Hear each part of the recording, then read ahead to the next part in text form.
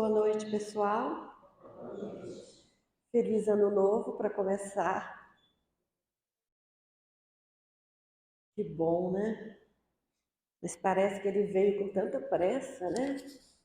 Já, já parece que não é mais para falar feliz ano novo, né? O ano já começou.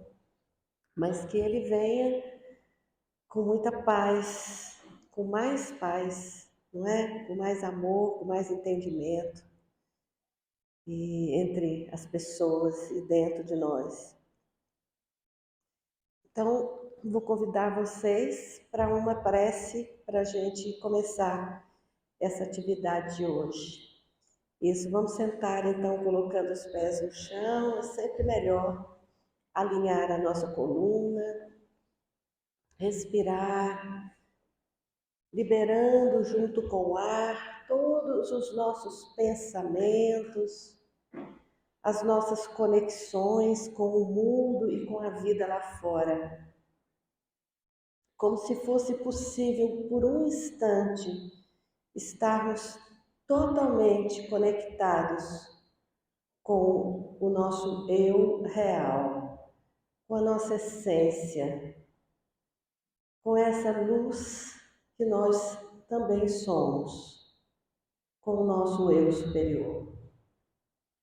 E nessa conexão profunda conosco mesmos, conosco mesmas, nós nos lembramos da figura amorosa do Mestre Jesus, que um dia lá atrás nos disse que onde estivessem duas ou mais pessoas reunidas em seu nome, ali também ele estaria.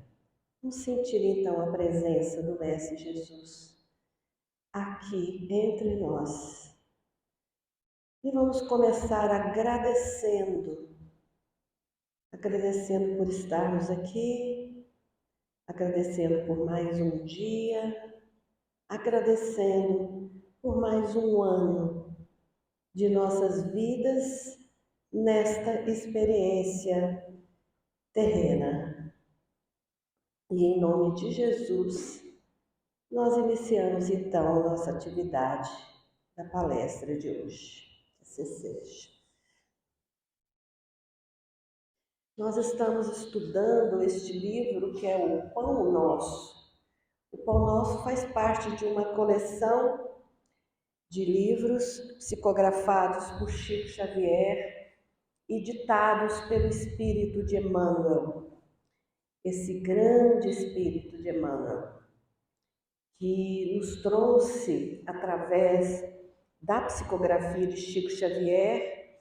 Os dois, nós sabemos, são amigos de muitas vidas, de muitas eras, por isso essa afinidade tão grande entre eles. E os dois cumpriram uma missão importantíssima.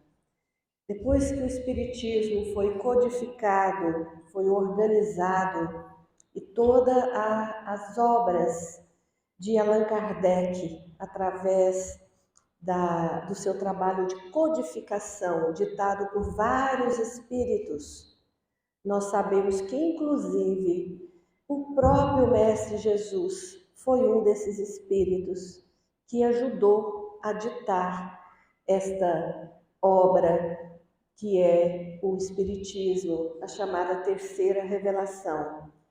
Depois desse trabalho, que aconteceu principalmente na Europa, na França, nós sabemos que o país escolhido para sustentar e desenvolver este trabalho, desta filosofia, desta ciência e também desta religião, no sentido verdadeiro da palavra, religare, nos conectar novamente a Deus, nos reconectarmos com o superior, com o supremo, com Deus. Nós sabemos que o país escolhido para dar essa sequência a todo esse trabalho foi o Brasil, por uma série de motivos, de razões. Muitos daqueles espíritos que viveram na França naquela época reencarnaram no Brasil e deram sequência a esse trabalho fenomenal. E dentre esses espíritos, nós temos Chico Xavier, com sua mediunidade fabulosa, inquestionável, e junto com Chico Xavier, inúmeros outros espíritos que ditaram suas mensagens, seus poemas, suas poesias, suas lições, através da mediunidade daquele homem que mal tinha encerrado o estudo primário. Para vocês terem uma ideia da magnificência desta mediunidade. Emmanuel é um dos espíritos mais sábios e mais estudiosos que a gente tem notícia.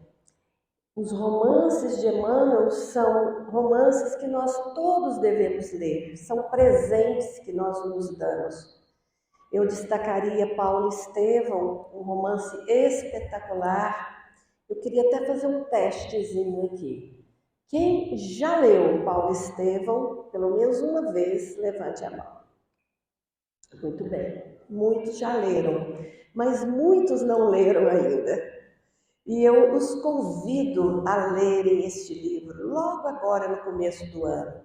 Primeiro que é uma leitura muito agradável, porque é muito bem escrito, porque as histórias são narradas de uma forma que você não consegue interromper até que você termine os capítulos todos. E é a história do início do cristianismo, a história de Paulo de Tarso, a história de Gesiel, de Estevão, não é? E é uma história que todos nós precisamos saber, porque ali está pleno de ensinamentos e de conhecimentos. Pois bem, Emmanuel também ditou para Chico Xavier uma série de pequenos livros. Foram textos que depois foram reunidos pela FEB, a Federação Espírita Brasileira, em livros. Um deles é esse Pão Nosso. São mensagens curtas que começam com citações evangélicas, citações bíblicas, e depois Emmanuel dá uma explicação. Se você imaginar que estes livros já têm mais de 40, 50 anos, é impressionante a atualidade destas mensagens. Sempre que a gente é convidada aqui para dar uma palestra, e que é uma oportunidade que a gente tem de estudar mais um pouco, de reler essas obras, a gente se espanta, eu me espanto, da atualidade e de perceber situações e citações que eu não havia percebido ainda. Até porque, e é disso que se trata a lição de hoje, à medida que nós vamos expandindo a nossa consciência, à medida que nós vamos saindo de um estágio e caminhando para outro e para outro, a nossa compreensão da realidade, ela vai mudando também.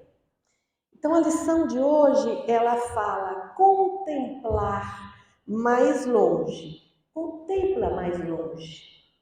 E é baseado numa citação de Jesus no Evangelho de Lucas, que diz: porque com a mesma medida com que medirdes, também vos medirão.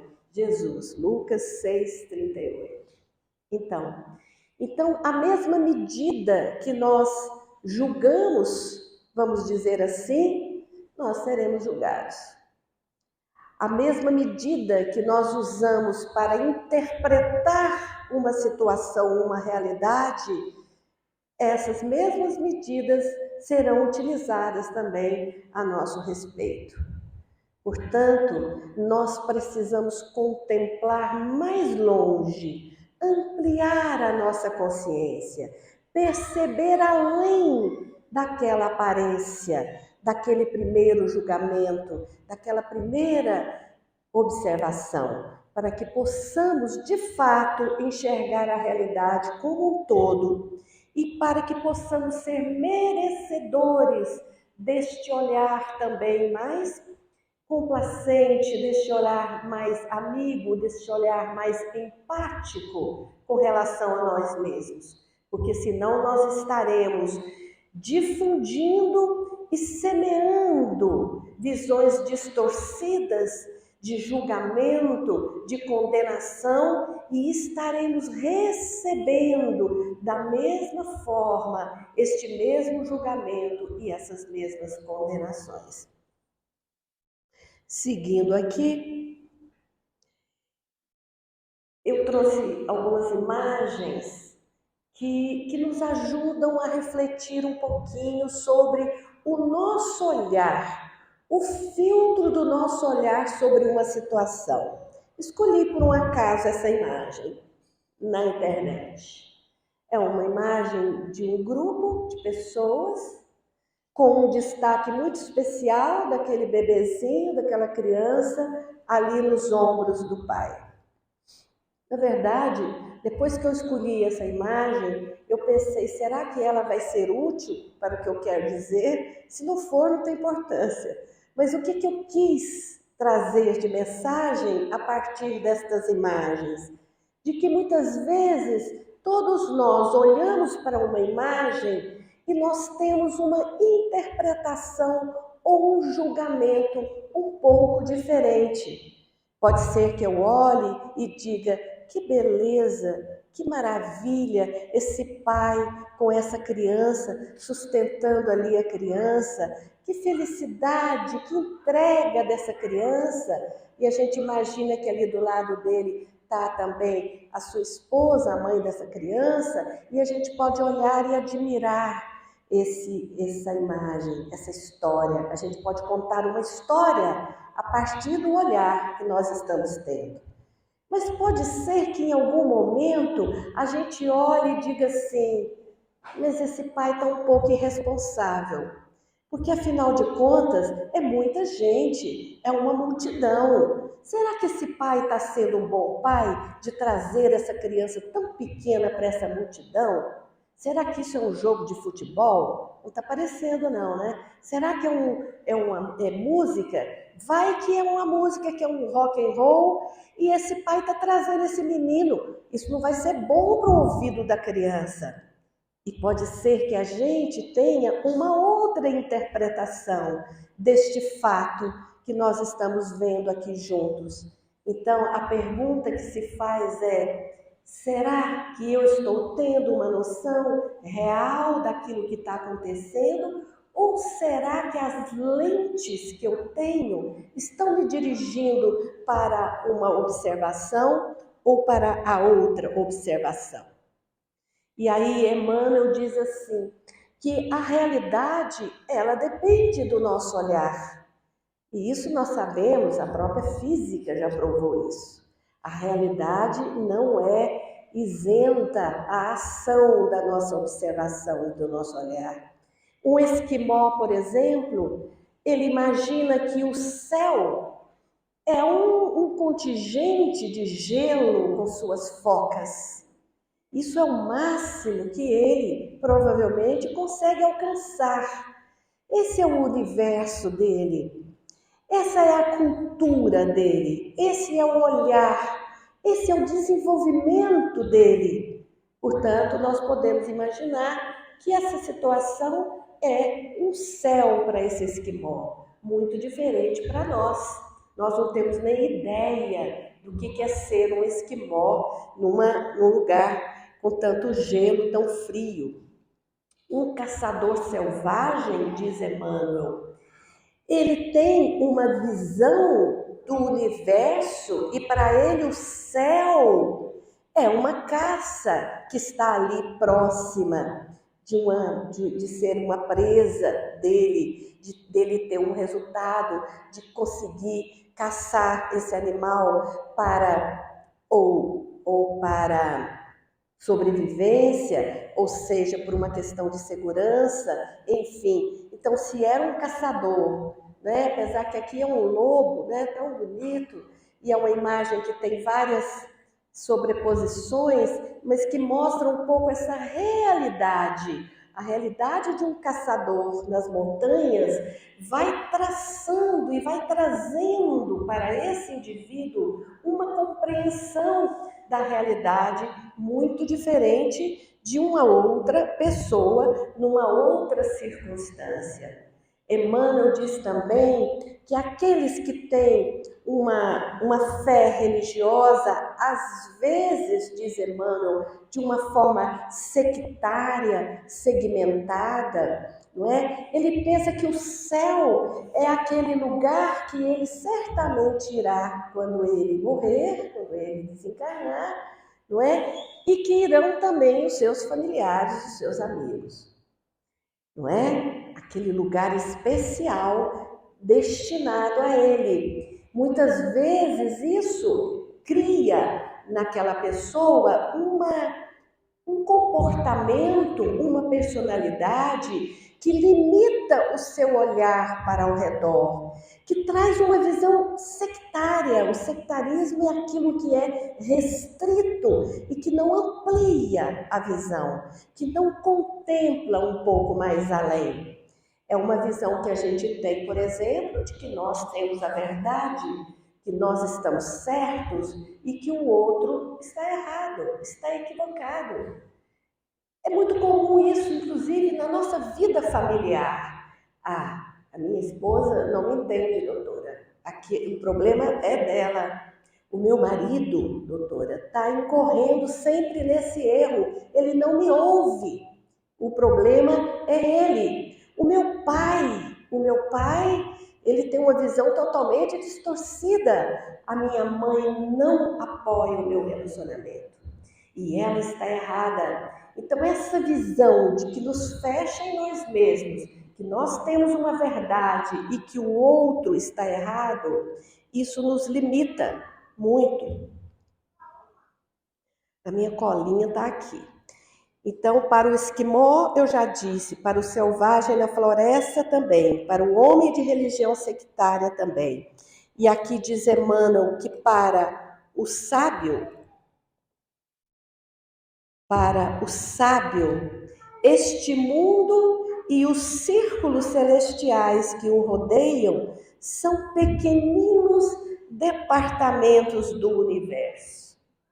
Opa, pronto.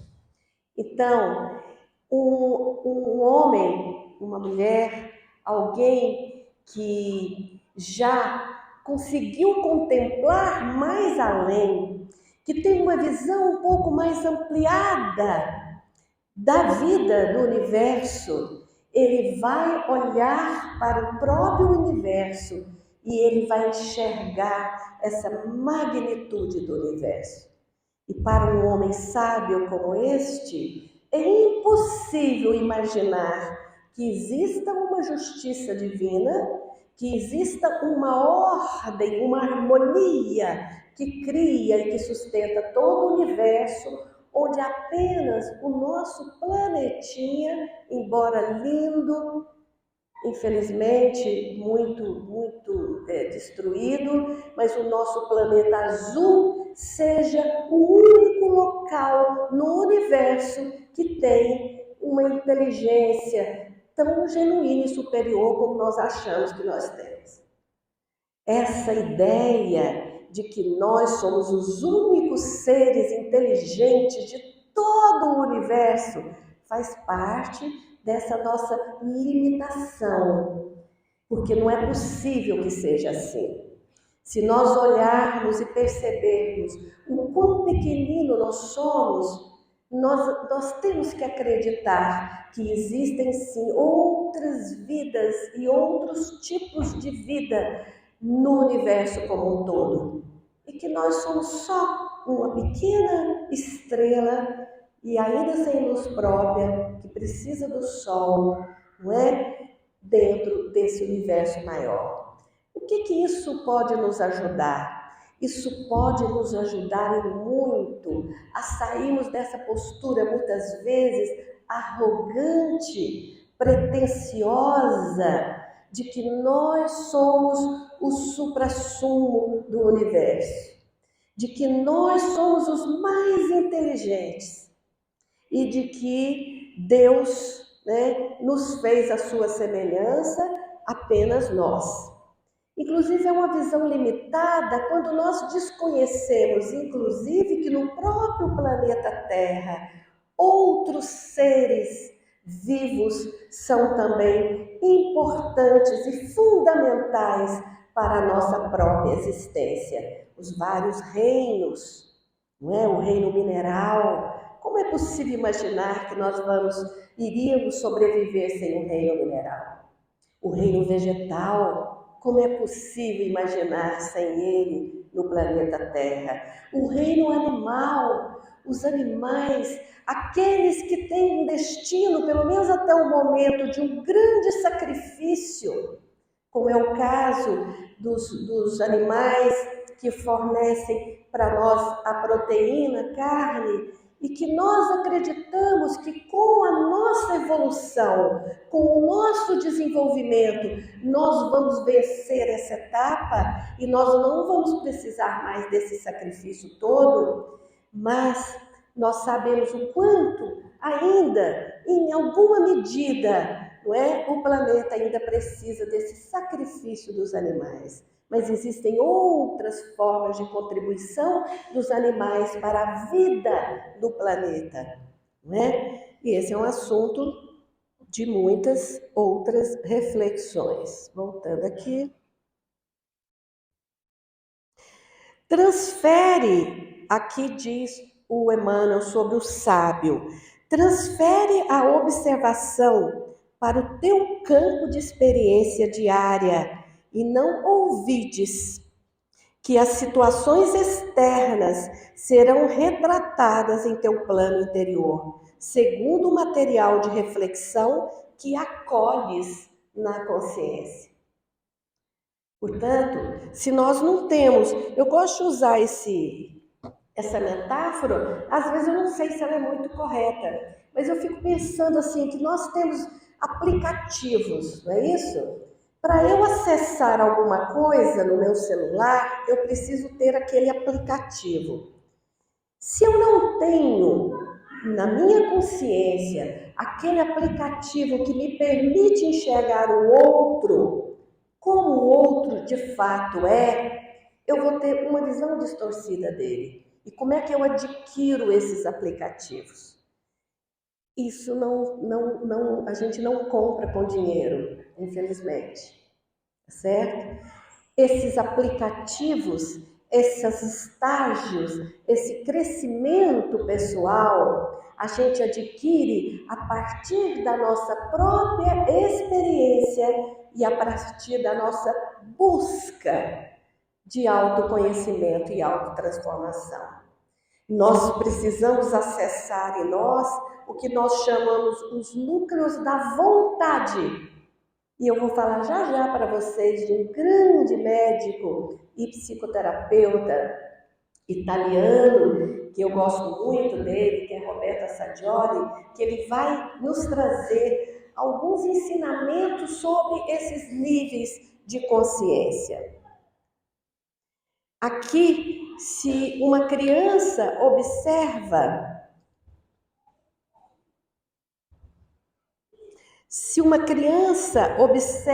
uma situação na sua janela, obviamente que ela vai ter uma visão da realidade lá fora muito diferente da que um adulto observaria, não é verdade?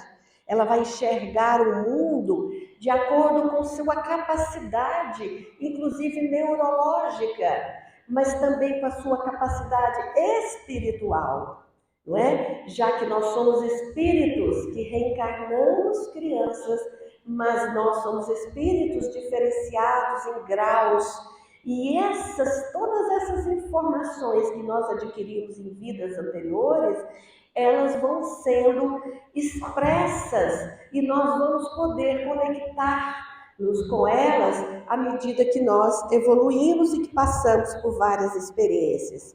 Diz Emmanuel assim, se perseveramos, deixa eu passar aqui, se perseveramos na cólera, se a raiva e a cólera é o nosso aplicativo mais desenvolvido, é aquele mais usual, se nós estamos o tempo todo, ou uma boa parte do tempo, tomados por esta energia da cólera, nós vamos encontrar cólera e raiva aonde formos. Se te habituastes às perturbações e aos atritos, dificilmente saberás viver em paz consigo mesmo.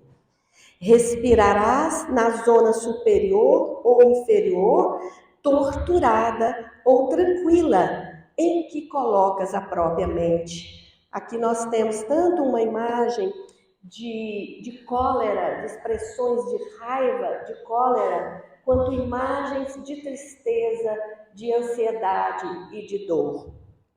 E aí a gente pode perguntar, mas então não é legítimo, não é bom, não é saudável que a gente tenha raiva? Não é bem assim. Muitas vezes nós precisamos sim expressar a raiva. Quando a criança pequena expressa a raiva, às vezes os pais têm dificuldade de lidar com isso. Eu, no momento, estou vivendo isso muito fortemente.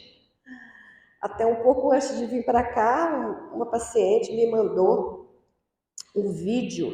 Olha aqui, doutora, não disse para a senhora que ele é possuído dessa raiva e ele tem um ódio muito grande de mim. E ela me mandou um vídeo do menino com muita raiva mesmo, muita raiva, e o menino gritava, e o menino batia a mão na parede.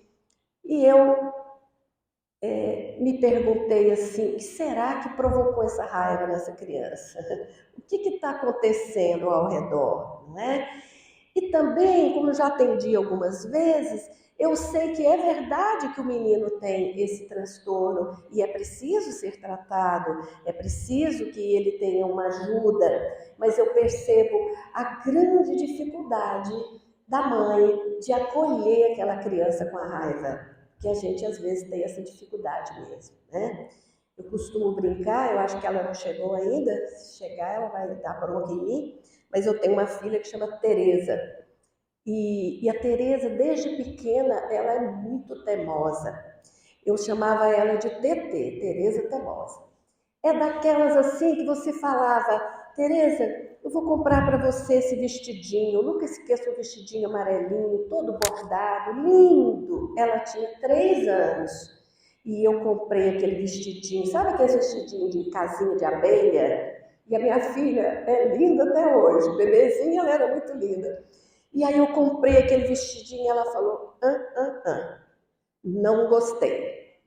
Falei, minha filha, olha que vestido lindo. E papapá, não gostei. Eu, mais teimosa que ela, comprei o vestido, que era muito lindo. Comprei um número um pouquinho maior, acreditando que com o tempo eu iria convencê-la a usar aquele vestidinho. Nunca. Quando ela fez por volta de 5 anos, ela foi no armário, pegou o vestido e falou assim, toma, se você quiser usar, se você quiser dar, mas eu não gostei, mamãe, eu não vou usar.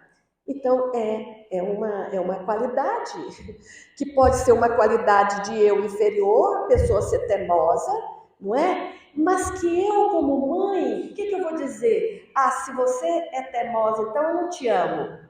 Se você está com essa crise de raiva, eu não quero você, eu não mereço isso.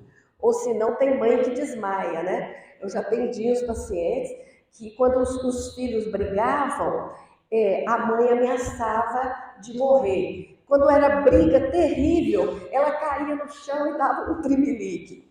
E eu atendi esse adulto, um desses filhos dela, numa situação de muito trauma, quando alguém, ou somente uma mulher, começa a passar mal, ele começa a passar mal junto, porque ele acha que a pessoa pode morrer. E a mãe fez isso durante muito tempo. Eu acho que deve ter adiantado um pouquinho, né? Os meninos devem ter evitado alguma coisa, mas com certeza causou nessas crianças um trauma muito grande.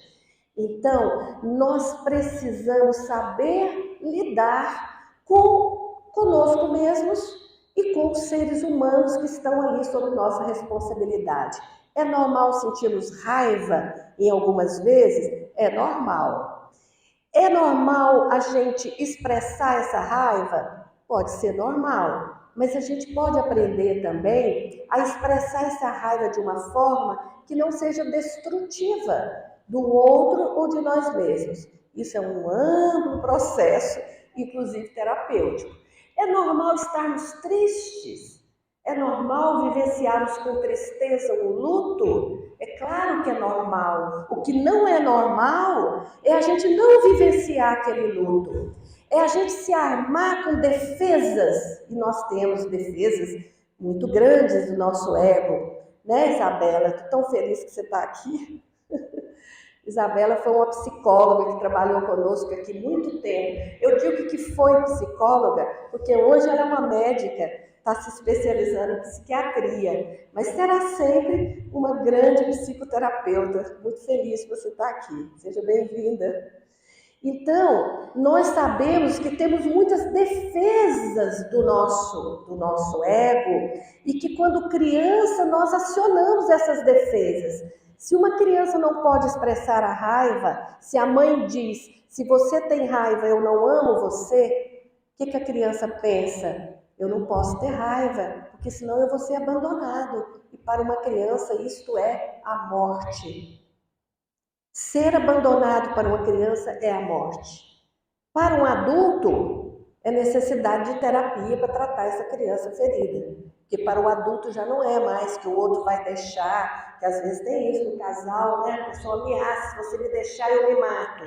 Isso é uma atitude imatura, infantil dessa pessoa. Porque quando adultos, nós sobrevivemos às separações, aos conflitos, pelo menos a gente deve procurar sobreviver, não é? Então, é normal, sim, passarmos por essas vivências, por essas experiências, mas nós não podemos estar o tempo todo sintonizados com essa energia, com essa sensação, com esses sentimentos. Assim como é muito bom, é muito natural, é lindo, é ótimo, quando nós nos deparamos com a pessoa que está expressando esse outro lado do ser, a alegria, a gratidão, a vida. Eu escolhi essas duas imagens, essas coisinhas assim, mostram que você não pode usar as imagens, né? Mas a gente usa assim mesmo, pedindo já desculpas, porque é uma imagem muito bonita. Essa senhora tão alegre, né? O fotógrafo a pegou num momento tão bonito e a gente vê que é uma pessoa simples, não é? Mas bonita, com seu colarzinho, não é? Com sua expressão de alegria, de felicidade. É muito bom a gente poder também vibrar nesta sintonia o mais possível. Assim como é muito bom a gente perceber a explosão de alegria, né, que pode acontecer em qualquer idade, que acontece com mais frequência aí nessas idades mais jovens, mas que são explosões de alegria que modificam a nossa química, a química, os nossos hormônios. Dr. Sérgio Venço pode nos falar sobre isso em qualquer momento, os hormônios, não é? Os neurotransmissores da alegria, da calma, da serenidade, como isso faz bem ao nosso organismo. Da mesma forma que as emoções repetidas de cólera, de raiva, de tristeza vão alterar também a nossa fisiologia, o organismo. E quem fala muito sobre isso é a medicina chinesa, com seus 5.000 anos de experiência comprovada. Importante lembrar isso, porque a gente vive hoje no país um ataque a algumas das ciências, porque são ciências, não é? Que tratam o ser humano de uma forma diferente daquela tradicional que nós conhecemos dos medicamentos alopáticos, não é? Nós sofremos hoje um ataque muito grande às chamadas práticas integrativas e complementares do Sistema Único de Saúde brasileiro, que, aliás, é o sistema de saúde maior e mais organizado do mundo em termos de um serviço público. E neste Sistema Único de Saúde, nós temos práticas que têm trazido um grande benefício às populações, como a homeopatia, A medicina chinesa, a acupuntura, o reiki, a meditação, as constelações familiares, um grande benefício. E todas essas práticas, de uma forma conjunta e isolada, estão sofrendo hoje um ataque na mídia, patrocinados por aqueles que não querem ver esse tipo de prática se desenvolver e se expandir. Eu aproveito para falar um pouco a minha opinião, que eu acho que já ficou clara, né? Inclusive é interessante como a homeopatia, por exemplo, ela tem uma ligação muito profunda com o espiritismo. Hahnemann, esse médico alemão brilhante, que entendeu e construiu todas as teses da homeopatia, ele é um dos codificadores da doutrina espírita. Ele fala justamente sobre os malefícios da cólera e da raiva para o organismo humano, não só para o fígado, mas para todo o organismo. E aqui, rapidinho, eu vou trazer um pouco desse conhecimento que é de Roberto Assadioli. Roberto Assadioli é um médico neuropsiquiatra italiano que é de 1888 e faleceu já idoso em 1974. E eu sempre gostei muito de estudar essa metodologia psicossíntese. Sempre achei brilhante o que Roberto Assadioli, esse homem, esse médico que começou a faculdade de medicina aos 16 anos de idade em Veneza, depois se transferiu para Florença, na Itália, falava vários idiomas, fez uma conexão muito grande com o Oriente, portanto ele conhecia muito também das filosofias orientais. E Roberto Assadioli foi quem introduziu a psicanálise na Itália. Ele dialogava e estudou com Jung, Carl Jung, este médico também, psiquiatra suíço, que desenvolveu toda uma metodologia, não é, análise junguiana, que falou sobre o inconsciente coletivo, pois o que nós sabemos é que Roberto Assadioli também contribuiu para a síntese desse processo do inconsciente coletivo. E Roberto Assadioli, alguns anos atrás, estudando também a obra de Joana de Ângeles, da psicologia espírita, eu me deparo com uma fala da Joana de Ângeles, que é esse espírito que se comunica principalmente esqueci, passou o nome dele aqui, do Divaldo Pereira Franco, não é? Olha só.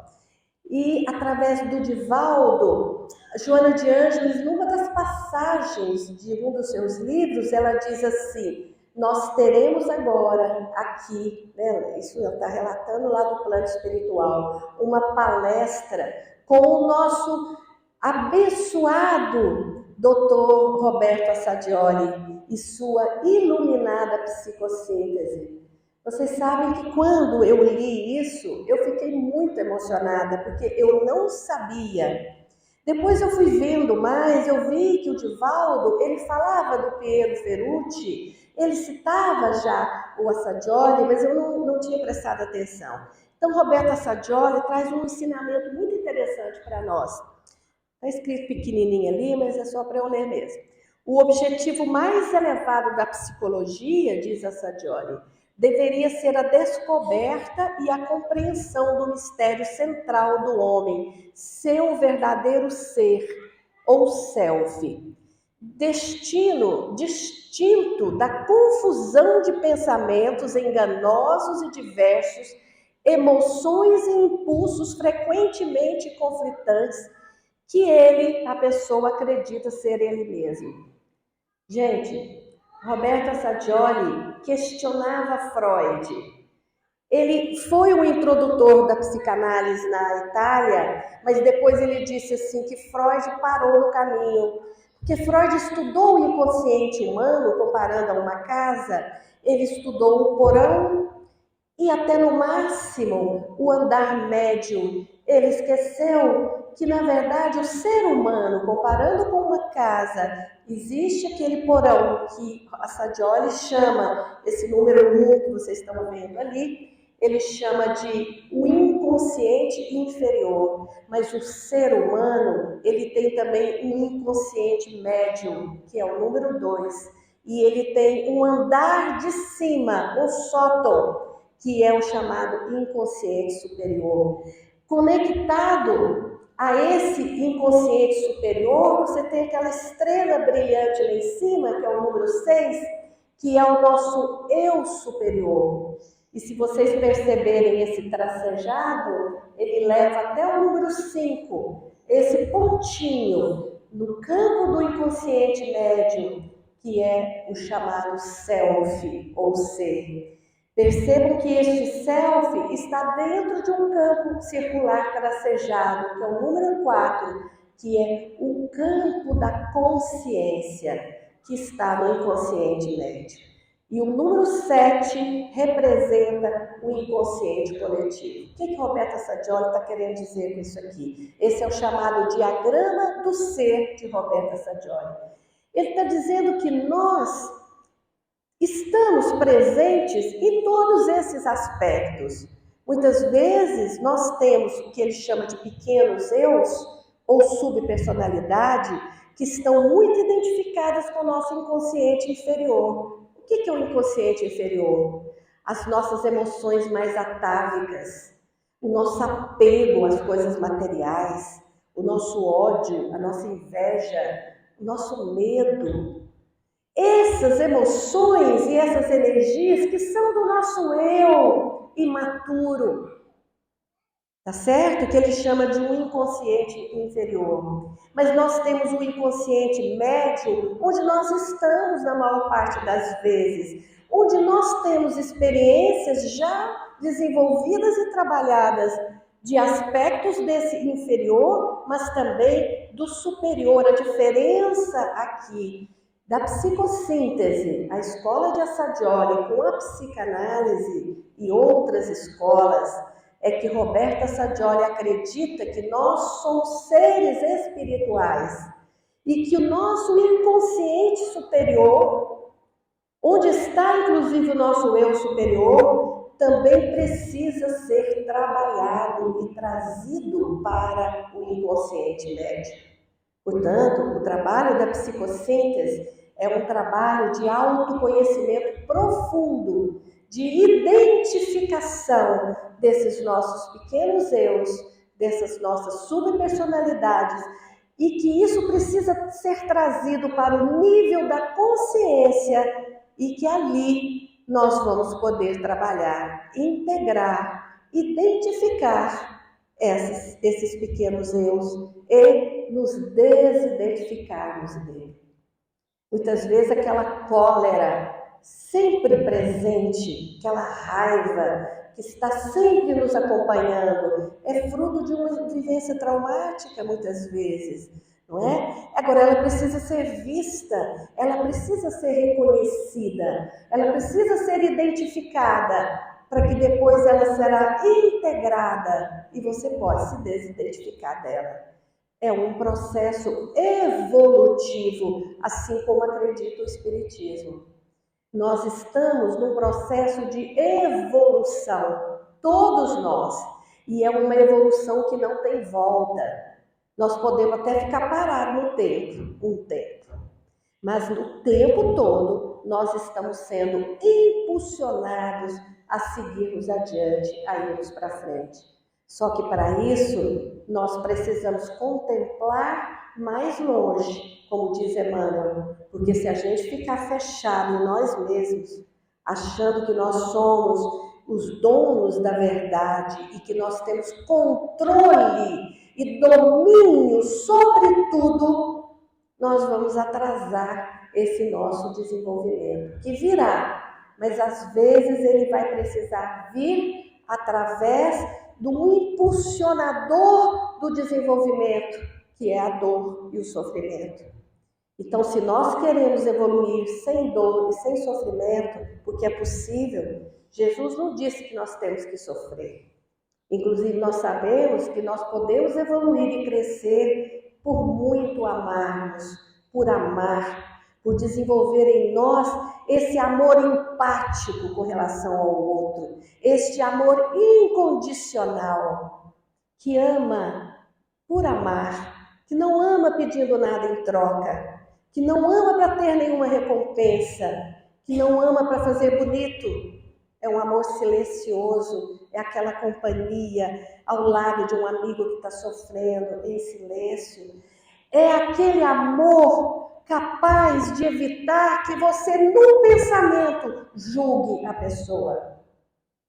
Um dia desses, eu abrindo ao acaso o Evangelho antes de começar o trabalho aqui, da nossa emergência, eu estava, naquele momento, um pouco contrariada com uma situação que eu estava vivendo e me veio um pensamento, confesso, bem ruim com relação a essa determinada pessoa. Depois eu falei assim, não, eu não vou expressar nada, eu vou deixar passar, eu não sei o que, afinal de contas, eu sou espírita, eu sou palestrante, é isso e aquilo. Fiquei ali, aí abro o Evangelho. Quando eu abro o Evangelho, é uma parte que pede que sejamos caridosos, plenamente, intensamente, e que a caridade maior está nos pensamentos. Não julgue no seu pensamento. Eu falei, eu estou perdida mesmo. Acho que a Luísa até estava lá esse dia, não sei. Eu abri ao acaso e falei, meu Deus do céu, isso é para mim. E aí eu tive uma oportunidade de, pelo menos, tentar sair daquele julgamento, daquela precipitação minha e ter um lugar no meu coração para aquela pessoa que pensa diferente de mim. Assim nós vamos dando pequenos passinhos nessa escalada nossa da evolução. Então nós vamos encerrando. Um feliz ano novo. Uma coisa muito bonita que está falando Emmanuel e que também fala Roberta Sadioli, de como nós precisamos nos alimentar em contato com a natureza. Como é importante estarmos em contato com a natureza. Afinal de contas, nós somos feitos do mesmo fluido cósmico universal que é feito toda a natureza. E a natureza está aí para nos servir. Não é? Por isso precisamos cuidar dela e podemos também nos utilizarmos dela no nosso refazimento energético espiritual. Então, nós vamos caminhar para o nosso encerramento e vamos fazer junto uma prece e também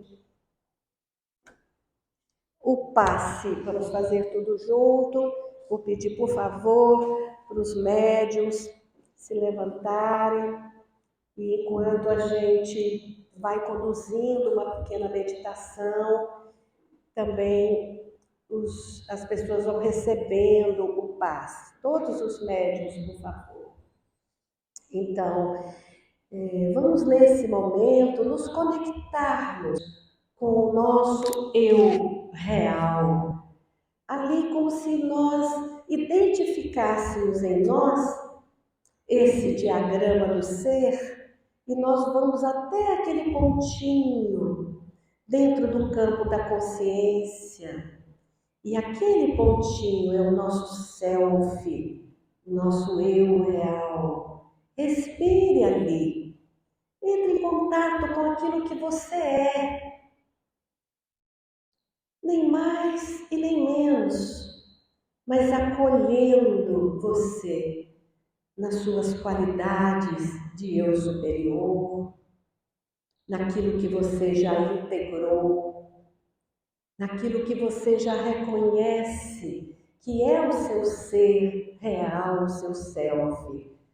E nesse instante, se perceba num processo de conexão com aquele ponto luminoso lá em cima, aquela estrela luminosa que é o seu eu superior. Se conecte com essa estrela com esse eu superior. Se perceba nesse processo cósmico de integração, de conexão, se percebendo, fazendo parte do todo, do coletivo, onde você se encontra neste momento, e desse todo, desse coletivo, que é a sua família aqui no plano terrestre, aqueles que te criaram, de onde você veio. Sinta no seu coração agora essa conexão de gratidão pela vida, como ela veio, independente do que aconteceu. Essa vida foi possível e você vive hoje. Respire, sinta o pulsar da vida em você nesse momento.